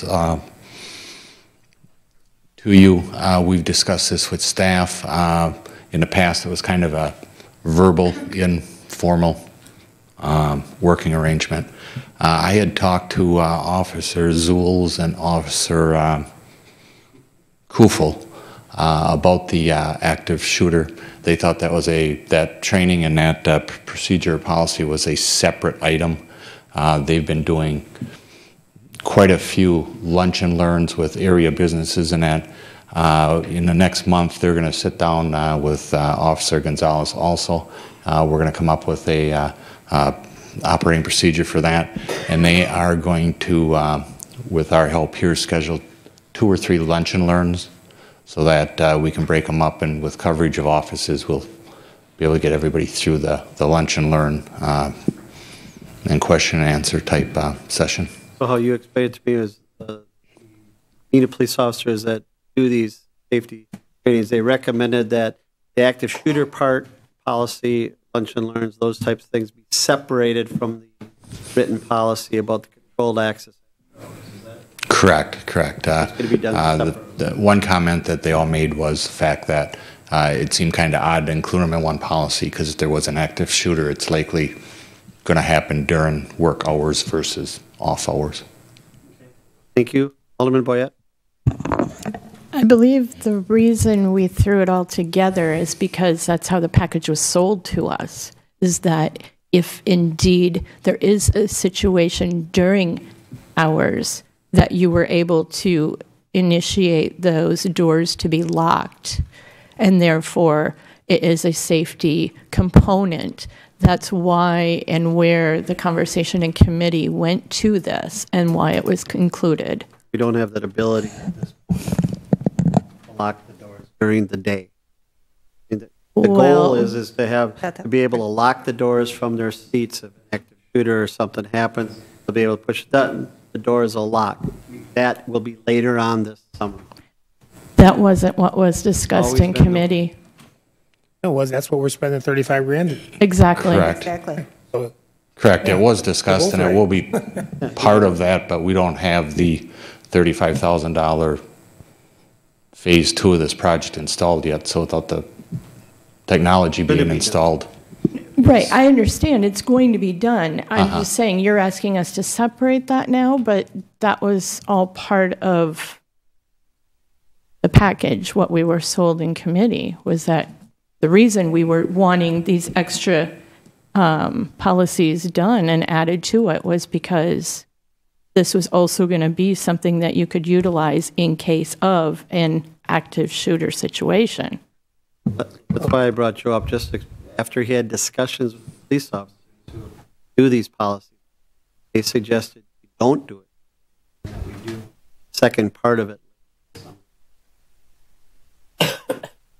I think Alderperson Boyette is correct in that we wanted both activities to be accomplished. Recommendation from the police department is that we do that, but in separate documents and separate structure, which I'm very supportive of. So, procedure that Joe emailed out today, which is the City Hall operating procedure, opening and closing the doors, makes sense to me that we don't try to incorporate that closing after hours into an emergency reactive type policy because they're two separate entities. But they are accomplishing what the council had asked them to do, which was establish policies to these protocols. I think that's good. That's my interpretation. Alderman Boyette? So then with that being said, this ability for the active shooter part of the security, is that going to be done with this funding as well, just at a later time? Or is this something that we're going to have to solely do entirely separate? There will be no additional funding. We've got, we upgraded our notification from our panic funds throughout the city. We upgraded that technology, which was a small increment of cost. So we're ready to go with that, and basically it's software configuration and staff time to do it. But until we get the doors and the locking mechanisms and the departmental doors, we can't configure what's not there. Thank you. I understand. It's clear for me. Thank you. Good. Thank you. Alderman Erickson. Thank you, Mayor. I have a question for Director Weniger. How often do you plan to have the training, the active shooter training? Is it twice a year, once a year? This time, we want to have it at least once a year, which would be fashioned much like the tornado awareness, the fire procedures that we have. So it will be on a schedule to do it once a year at a certain time of the year, that you would put it in a rotation, that it would happen. Correct. So when you have new employees, or just a refresher for new information? New employees, it was suggested that we add that to the orientation information, at least to give them the knowledge of what would be happening. So, I still think it's a good idea to have it written down that you're going to have this training at least once a year. I think that's important so that it doesn't. And we can include that once we put that procedure together. All right. Thank you. Anyone else? All right. Thanks, Joel. So there's a motion and a second. Any further questions? Seeing none, all in favor will vote aye, all opposed will vote no using the roll call machine. That motion passes 7-0. Item number 2, the committee recommends council accept the out-of-class pay system for the parks maintenance workers. And I so move. A motion by Alderman Erickson. Second. Seconded by Alderman Lundrum. Questions or comments? Alderman Boyette. Can I ask a question to Heather, please? So my question is, I know we discussed this in committee, but I just had one follow-up. Why are we not waiting for, what is it, another month or so? For the salary plan review? No, Yes. that'd be effective 1/1 of 19. Okay, thank you. Anyone else? Not, all in favor, vote aye. All opposed will vote no using the roll call machine.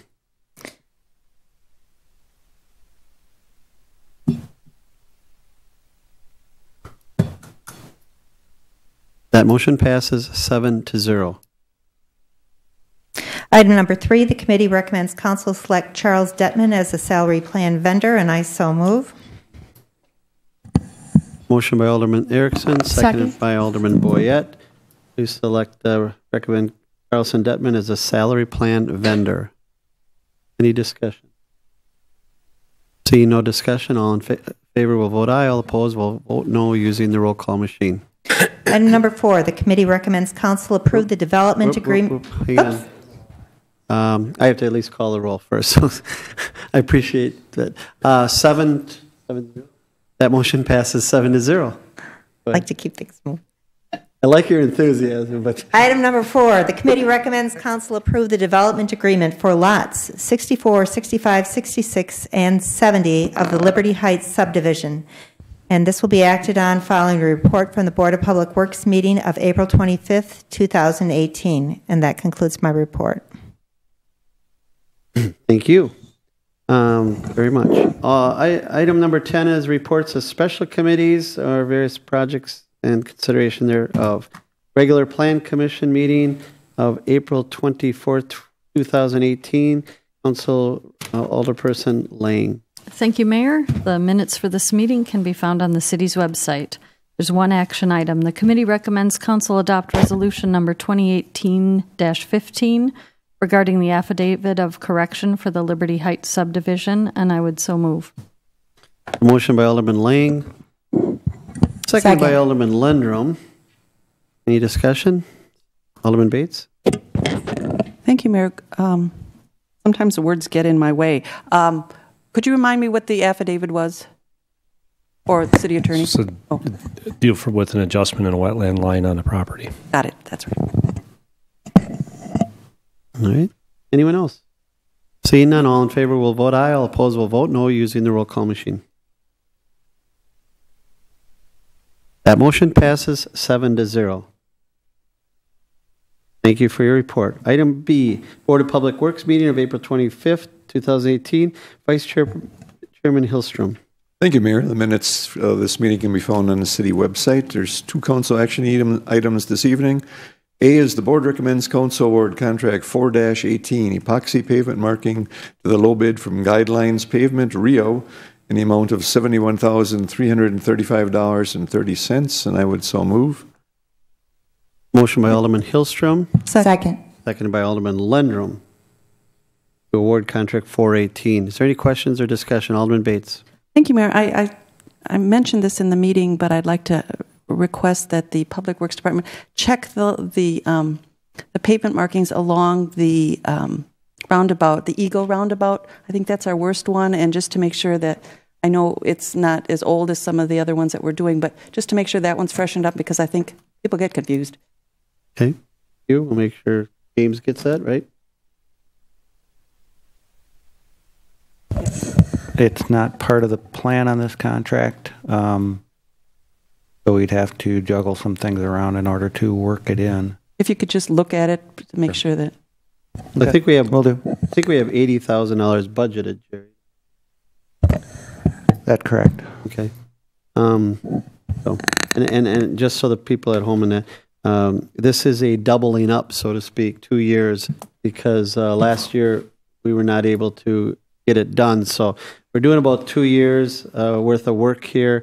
I've also asked James, our traffic engineer, to have a special emphasis on school crossing areas. There's a lot of areas around the city where the school crossing lines have become very dull in that. it seemed like I was getting quite a little influx of phone calls and that from parents and that. So I think it's a good use of those dollars and a good use to try and spruce up those areas of the city. So, seeing no other discussion, all in favor of that motion will vote aye. All opposed will vote no on contract 418.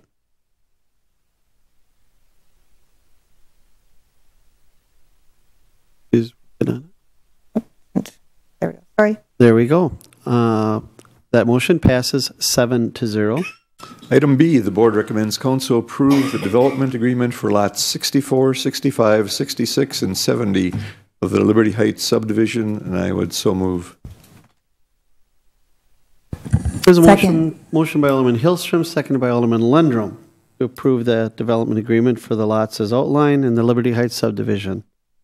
Any discussion? All in favor will vote aye. All opposed will vote no using the roll call machine. That motion also passes 7-0. That concludes my report, Mayor. Thank you. The Landmarks Commission report, Alderman Lane. Thank you, Mayor. The Landmarks meeting was held on April 10th, and those minutes are also available on the city's website. There are 2 items to report. The Landmarks Commission approved sponsorship funding for the Voyager canoes, which will be present at the 3rd annual Intertribal Neenah Intertribal Powwow on September 22nd. These canoes give citizens a water view of some of Neenah's amazing and historic landmark properties on the Fox River. The second item is that the dedication of the Powered Up Neenah's History in Art traffic signal box wraps will be, the initial dedication of the first wrap will be held on Wednesday, May 23rd at 9:30 a.m. at the site of the first box, which is 100 West Wisconsin Avenue in front of Associated Bank. And you are all invited to join us. Thank you very much for your report. Jane's been working very hard on this wrapping of these the boxes, and the first one, as she states, is downtown. The police department is interested in doing a box, the history of the police department. The fire department is interested in doing the history of the fire department. And the beauty of those two is that both of those organizations, the firemen and the police department, benevolent associations, are paying for those. So no taxpayer dollars for those 2 boxes. So kudos to them. So Sustainable Neenah, Alderman Coons, the Neenah Committee, Alderman Coons is not here tonight. Bergstrom Mahler Museum, Alderman Erickson. Thank you, Mayor. The Bergstrom... What?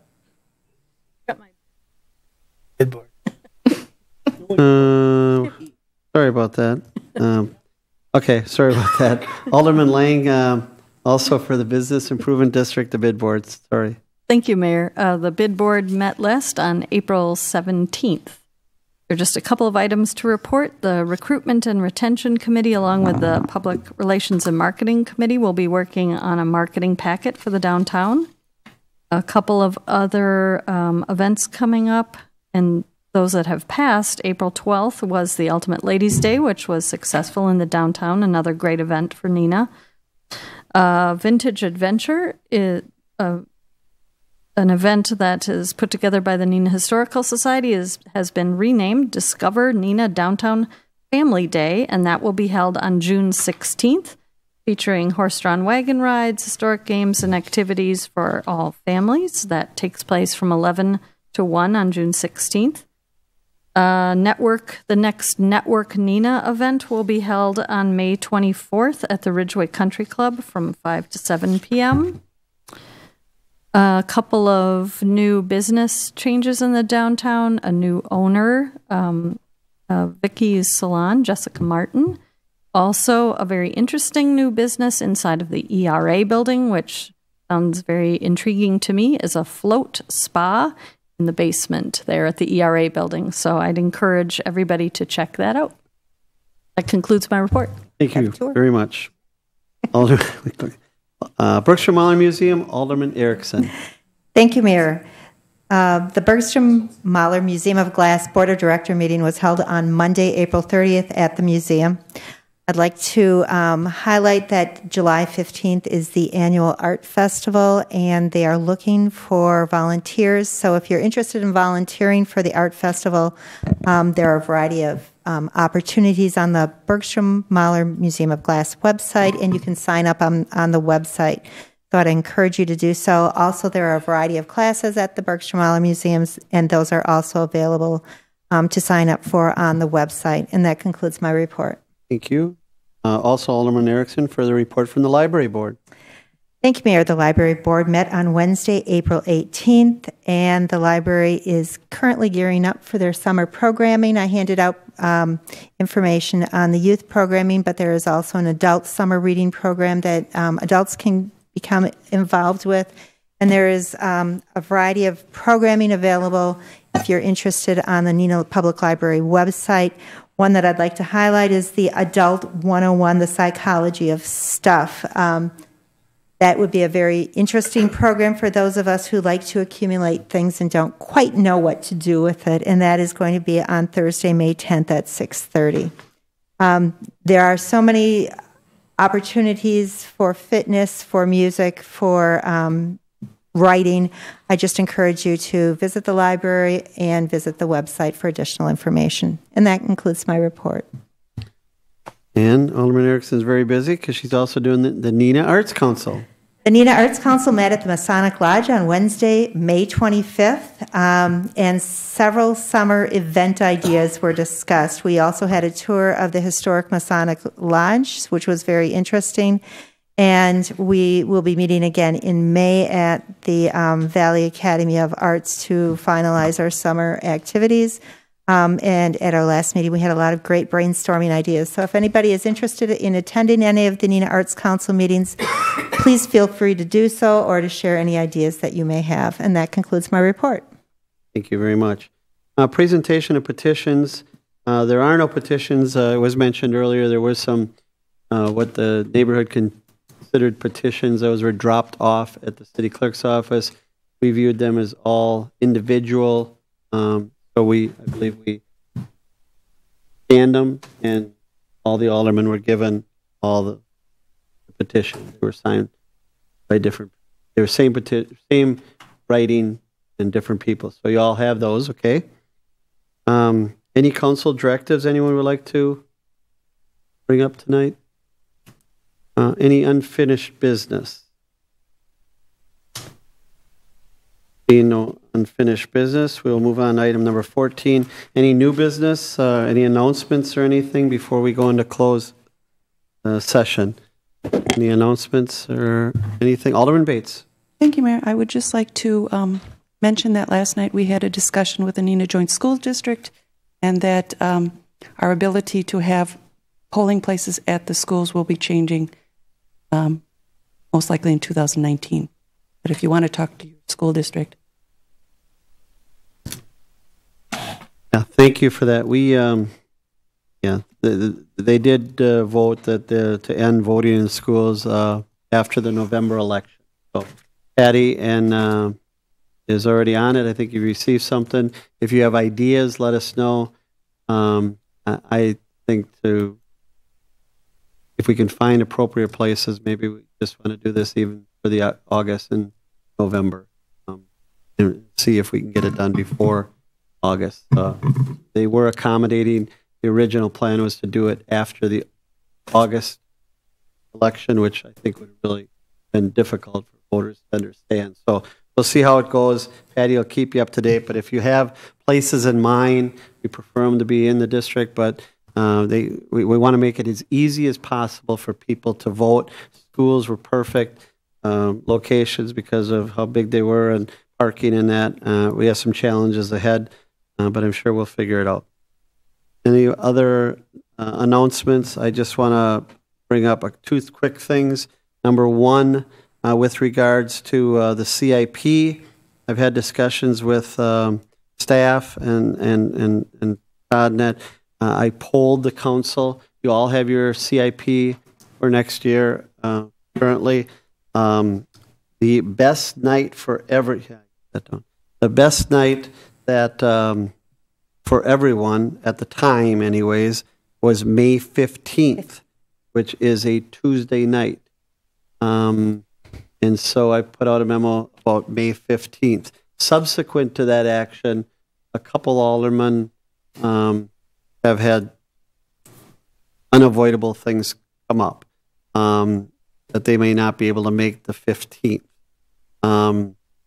Because of that, I would suggest, and I'm going to run this by Todd yet, I would suggest, my suggestion is to have it on the 15th. Aldermen that I talked to were okay with it. Have it on the 15th, and then also have a session, a 1-hour session after the council meeting on the 16th, so that those two individuals, if they wish to participate or ask questions, have an opportunity. Also, there could also be some follow-up questions that from the previous night. So, suggestion. We don't normally do 2 nights, but we always schedule for 2 nights. Mm-hmm. So this is kind of the compromise, and that way everyone will get a chance to be heard. Okay? Suggestion. So I haven't confirmed that with Todd yet, but that's my suggestion. Lastly, you may or may not know, and this has come up extremely quickly all of a sudden, but when you think about it, this was being talked about 2 years ago when we were talking about the exhibition center. There was talk about a future sports facility happening in the region, funded by the room tax. The length of time that it took for the exhibition center and the funding of the exhibition center, that has taken a while. The sports facility committees have all been meeting. I don't want to get too many details, but Grand Chute has donated some property. They want to get going now. They also want to get this funded before July 1, when Treasury is expected to raise interest rates. They're working with Baird Financial, and Baird is recommending to them that they try to get the financing portion done before July 1. Thus, the Pam Seidel from the CVB would like to make a presentation to the council. Sooner the better. We will have to get this presentation. You'll have to be comfortable. We'll have to sign pledge of security agreements, those things, and they want to be done by July. I will tell you, I'm at a much better comfort level than the previous one. They are going through everything that they need to do in an appropriate way. We have some people on the committees. We have Chris Hayes on one of the committees. We have Michael Kading on one of the committees. And so they'll be able to help answer your question. My question is this. They're willing to meet May 16th, which is also a council meeting. They could tag on to the council meeting, about a 30-minute presentation. We're also talking about now having an hour reserved at the end of the meeting for additional CIP things. Council pictures beforehand. Should we look at that night for that presentation on May 16th? Or should we schedule, Todd and I look at scheduling a totally separate night and bring people in at, say, 5:30 or 6 o'clock to have the meeting? We can check schedules and have them come in totally different night. Just concentrate on that. That's my question. So, hey, Marge? Yeah, I know. It just came up literally yesterday. I was asked to attend a meeting with Pam Seidel. Let's sure. Hold and find out what's my available. At 16. Right. It was just an option. He was available, and we had a council meeting. Find out people's available dates and what options are available. Then. Okay. Alderman Bates. In the idea that we don't want to extend council too long, is perhaps look at the Tuesday as well, as if we're cutting the CIP down, we could put it in there. Oh, are we cutting the CIP down? I thought we were going to have the two sessions for it. No, it wasn't like. I'm not really cutting it down. What I'm saying is there will be a second alternative available night to be in case there's follow-up question. Okay. Too clear, but that's the game plan. We will. I think Todd's right. We'll ask people, and we'll see if there's a night where maybe we can. And Pam said she's open to this. There'll be some other players, Bob Buckingham, some other people Chris, and that'll have to be here, but we'll try and get a night where maybe we can meet 5:30 to 7, have a good discussion, just focused on that. Okay? Okay. So, but Chris, you have anything? Yeah, Appleton has now asked for that night also on the 16th, so it probably does make sense. Lastly, just real quick, I want to have Mike Easker. Mike, can you just give the council, I'm going to send you something tomorrow. I'm going to send you something along with all the other partner communities in the Fox Cities Exhibition Center financing, but we just were made aware this week of the final rate and numbers for the borrowing for that. So, Mike, can you give us that? Sure. And again, I think it's just important to kind of, obviously, the exhibition center funding had been a pretty long and drawn-out process of which this council had invested itself fully in trying to get a positive outcome. The sale on the bonds finally took place on April 10th, and there were estimates of those rates being upwards of 4.8% because of the interest rate increases that we had seen because of the delay. And the sale did go better than had been expected. The net, total interest cost on the bonds, fixed rate 4.31%, which is certainly a positive outcome considering the alternatives. And I think it is good for comparison purposes to remind everyone what the alternative was, which was a rate tied to the 5-year Treasury, and that would adjust every 5 years. If that had taken place on the same day, the rate that would have only been fixed for 5 years would have been 4.82%. So we are talking about a significant full 0.5% savings that took place because of the influence and I'll say pressure that was put on to have the right thing done here. And again, I think it is important that we close the loop on that and let everybody know that the efforts that everyone undertook to get this done was worthwhile. Director Hayes? Just what does that 0.5% equate to in dollars? We're going to. Have any idea? We're going to work. Just a rough.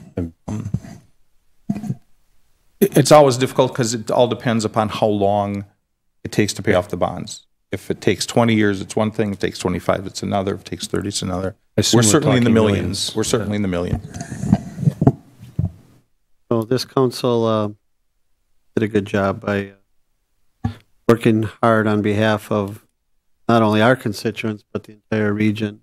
Good outcome.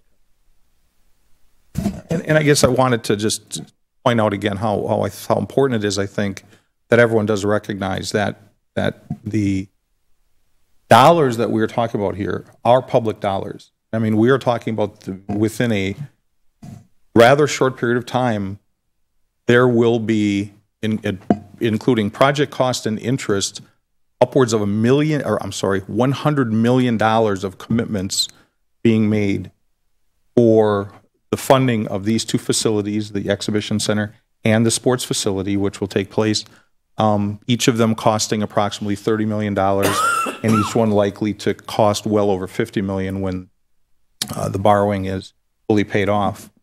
So and for me personally, it doesn't matter very much whether or not it comes from this source or that. It's still public funds. Public funds that only public officials should be able to control, shepherd, provide oversight, and I think, again, the role of the city council and the mayor here recognizing that, I think is important. So, thank you. Okay. That eyeball from Jim. Lastly, just so folks know, well, this will be after, right? But the City Garage is starting to open this Saturday, and so if you haven't signed up yet, which I have not, take a look at the City Garage schedule. You are now. I put your name in on all the ones. Thank you very much. And always looking out for me. So, but for the residents, this will come out next Tuesday, correct? Where they can watch this tonight. But the city garage is starting to open, so it's time to get the spring cleaning and that done. So, Alderman Erickson. I have a question on that. I'm signed up to work on May 12th, and is that the recycling day? Yes. We want to especially thank you. Do I need some assistance, maybe? I can probably help you. It's also renew the slough. Okay. I can help early. I'd have to leave. I have the soul burner that day. So then I'll. What time do you have to leave? And then I'll come in. Jerry, I don't want to get too far into it, but just there will be, at this point, there's no sponsor for the large items. Okay. The reason that it got a little bit nuts the last time, right, Jerry, is that there was a late sponsor for the large groups that was willing to pay the bill for all those things. And pardon? And the sponsorship was well publicized. Yeah, and yeah, so they got their money's worth. And there was a larger than normal group. Okay. So we don't expect that. Quite that many? And we also, I think, have a different system within the garage too, right? Is that correct, Greg? That's correct. Greg has been working with the vendor on that. To try and make it go smoother. Okay. So Thank you. we learned a little bit. So yes. So yeah, maybe if people are home, they can come out and give her a hand or see how things are going that morning. But you get a gold star, you get extra credit. So that takes care of any announcements. The next item of business is if people want to go back into a closed session for a little bit to discuss discuss bargaining strategy regarding a potential public access development project on Arrowhead Park. Is there a motion? Motion. There's a motion by Alderman Boyett, seconded by Alderman Stevenson to go into closed session. All in favor of going into closed session, signify by saying aye. Aye. Aye. Opposed, no. That's unanimous. We are in closed session.